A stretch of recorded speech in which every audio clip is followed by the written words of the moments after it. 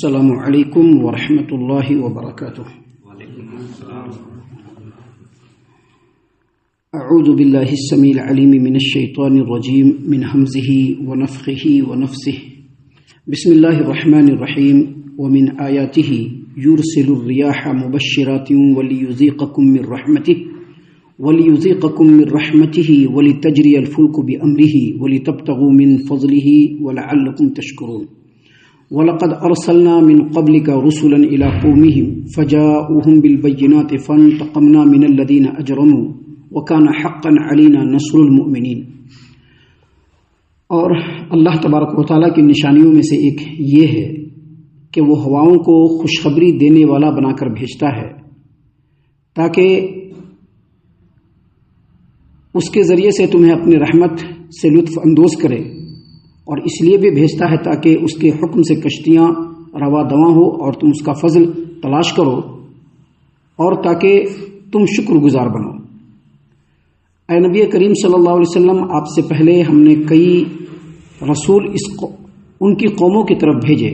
آپ سے پہلے ہم نے کئی رسول ان کے قوموں کی طرف بھیجے جو روشن دلیلیں لے کر ان کے پاس آئے۔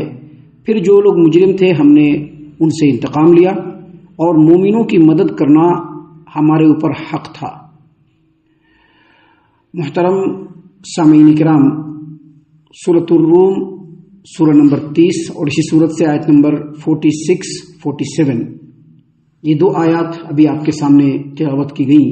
بفضل اللہ، بعون اللہ، بتوفیق اللہ، دونوں آیتوں کا ترجمہ بھی آپ تمام کی خدمت میں پیش کیا گیا۔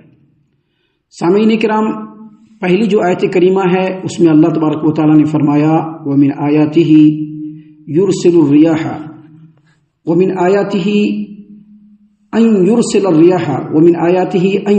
الرِّيَاحَ مُبَشِّرَاتٍ وَلِيُذِيقَكُم مِّن رَّحْمَتِهِ وَلِتَجْرِيَ الْفُلْكُ بِأَمْرِهِ وَلِتَبْتَغُوا مِن فَضْلِهِ وَلَعَلَّكُمْ تَشْكُرُونَ۔ اور اللہ تبارک و تعالیٰ کی نشانیوں میں سے ایک یہ ہے کہ وہ ہواؤں کو خوشخبری دینے والا بنا کر بھیجتا ہے تاکہ تمہیں اپنی رحمت سے لطف اندوز کرے، تاکہ اس کے حکم سے کشتیاں رواں دواں ہو، تم اس کا فضل تلاش کرو، اور تاکہ تم اس کے شکر گزار بنو۔ سامعین کرام، قرآن کریم میں جس مقام پر بھی یرسل الریاح کا لفظ آیا، یرسل الریاح، یہ جو ریاح ہے یہ ریحن کی جمع ہے، تو قرآن کریم میں جہاں پر بھی یرسل الریاح کا ذکر آیا ہے اس کا مطلب جو ہوتا ہے وہ خوشگوار ہوا، ایسی ہوا جو اللہ تبارک و تعالیٰ باران رحمت کے برسانے سے پہلے بھیجتا ہے، جس کے اندر خوشخبری ہوتی ہے۔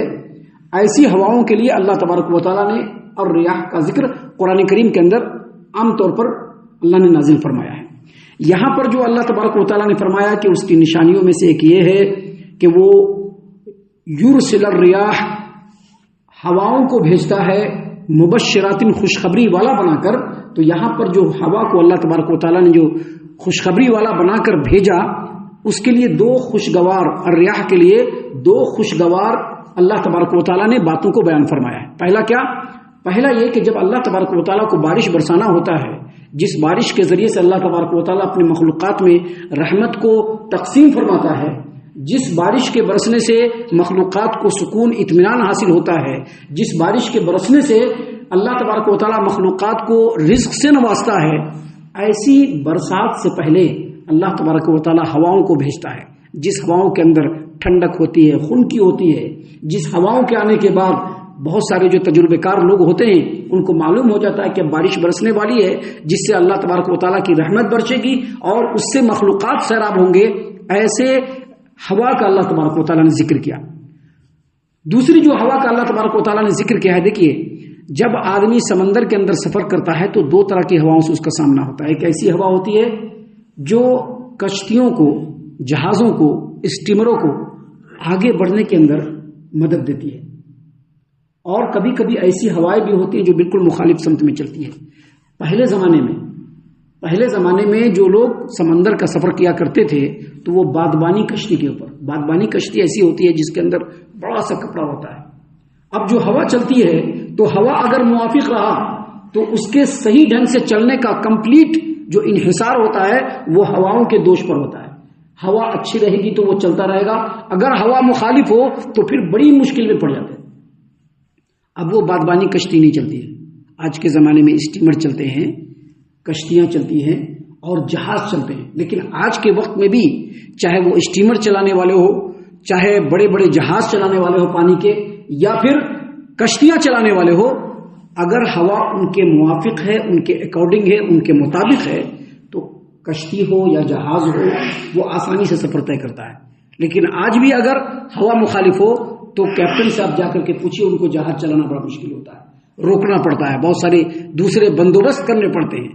اللہ تبارک و تعالیٰ نے اس آیت کریمہ میں اسی خوشگوار ہوا کا ذکر کیا ہے جس کو اللہ تبارک و تعالیٰ سمندروں میں چلاتا ہے۔ دیکھیے اللہ نے کیا فرمایا، وَمِنْ آيَاتِهِ أَن يُرْسِلَ الرِّيَاحَ، اور اس کی نشانیوں میں سے ایک یہ ہے کہ وہ ہواؤں کو خوشخبری، ہواؤں کو بھیجتا ہے مبشرات، خوشخبری سنانے والا، وَلِيُذِيقَكُم مِّن رَحْمَتِهِ، تاکہ ان ہواؤں کے ذریعے سے تم کو اپنی رحمت کا مزہ چکھائے، وَلِتَجْرِيَ الْفُلْكُ بِأَمْرِهِ، اور اس لیے بھی ہوا کو خوشگوار بنا کر کے بھیجتا ہے تاکہ جو تم سمندر میں سفر کر رہے ہو تمہارا سفر آسان ہو، تمہاری کشتی اچھے سے چلے۔ یہ اللہ تبارک و تعالیٰ کی مہربانی ہے۔ اگر اللہ تبارک و تعالیٰ چاہے بیچ سمندر میں ہو، کشتی چل رہی ہو، اور اللہ تبارک و تعالیٰ ہولناک ہوا کو بھیج دے تو کیا ہو، کشتی الٹ جائے، تمام کے تمام آدمی ڈوب جائے۔ لیکن اللہ نے یہاں پر فرمایا کہ تم جب کشتیوں میں سفر کرتے ہو، یا پھر اسٹیمروں میں سفر کرتے ہو، یا پانی جہازوں کے اندر سفر کرتے ہو، تو صرف تم سفر نہیں کرتے ہو بلکہ اس کے ساتھ تمہارا ساز و سامان ہوتا ہے، بہت سارے کاروباری سامان ہوتے ہیں جس کو ایک ملک سے دوسرے ملک میں لے جاتے ہو، اس کو تم بیچتے ہو، بزنس و کاروبار کرتے ہو، بہت سارے منافع کماتے ہو۔ تو اللہ تبارک و تعالیٰ اپنی رحمت سے اپنی نشانیوں کو واضح کرنے کے لیے ایسی ہوا کو بھیجتا ہے جو تمہارے جہاز کو، تمہاری کشتی کو آسانی سے منزل تک پہنچا دیتا ہے، تاکہ تم اللہ تبارک و تعالیٰ کا فضل تلاش کرو۔ کیا تم اللہ تبارک و تعالیٰ کے شکر گزار نہیں بنو گے؟ اللہ نے کہا کہ اس لیے بھیجتا ہے تاکہ تم اس پر غور و فکر کرو اور اللہ تبارک و تعالیٰ کے شکر گزار بن جاؤ۔ سامعین کرام، اس آیت کریمہ کے بعد اللہ تبارک و تعالیٰ نے جو دوسری آیت کریمہ آج جو میں نے آپ کے سامنے تلاوت کی، آیت نمبر 47، اس میں اللہ تبارک و تعالیٰ نے پھر وہی بات فرمایا اللہ تبارک و تعالیٰ نے کہ وَلَقَدْ أَرْسَلْنَا مِن قَبْلِكَ رُسُلًا إِلَىٰ قَوْمِهِمْ، اے نبی کریم صلی اللہ علیہ وسلم، آپ سے پہلے ہم نے کئی رسول ان کے قوموں کی طرف بھیجے، رسولوں کو بھیجا، فَجَاءُوهُم بِالْبَيِّنَاتِ، تو وہ رسول جو ہے روشن دلیلیں لے کر کے آئے، جتنے بھی رسول آئے وہ سب روشن دلیلیں لے کر کے آئے۔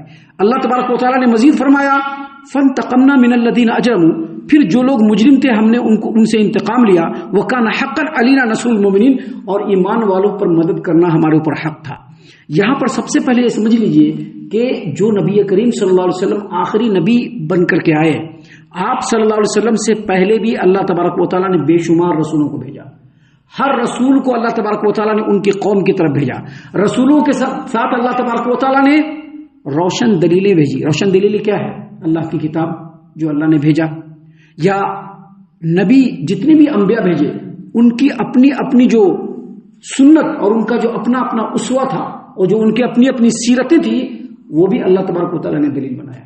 آپ دیکھیے نبی کریم صلی اللہ علیہ وسلم کے ایک ایکٹیویٹی کو اللہ نے دلیل بنایا کہ نہیں بنایا؟ وہ کیسے چلتے تھے یہ بھی اللہ نے دلیل بنایا، وہ کیسے بولتے تھے یہ بھی اللہ تبارک و تعالیٰ نے دلیل بنایا، لوگوں کے ساتھ کیسا سلوک تھا یہ بھی اللہ نے دلیل بنایا۔